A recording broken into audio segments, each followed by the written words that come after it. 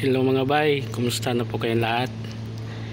Ito mga bay, meron akong share nito sa inyo. Ano, secondary fuel pump.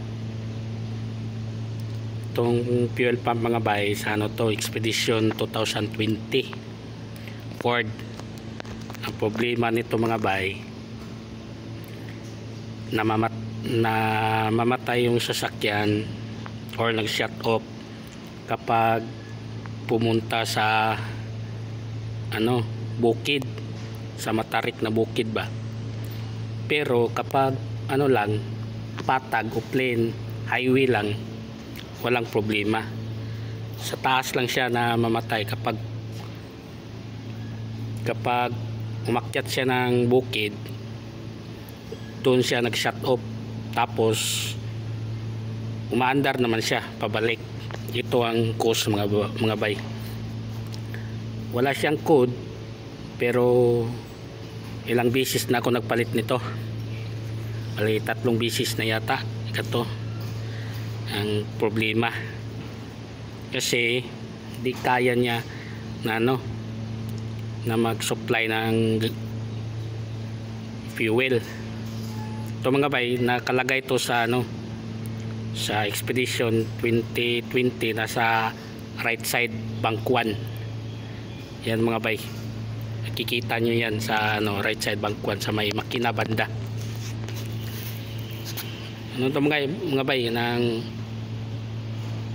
mga bagong Expedition ngayon 2018 pata 2022, meron ng ganyan na secondary fuel pump. Meron siyang primary fuel pump, yung pinaka-main niya. Ito secondary siya na dyan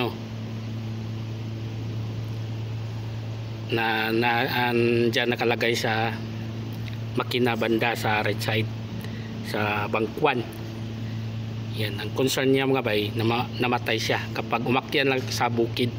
Pero kung patag lang, highway, walang problema. Yan ang concern niya. Pero ngayon okay na siya, napalitan na namin yung sasakyan. Pinaroad test namin doon sa bukid talaga. Pero okay na siya, hindi na namamatay. Na-release na din namin yung sasakyan.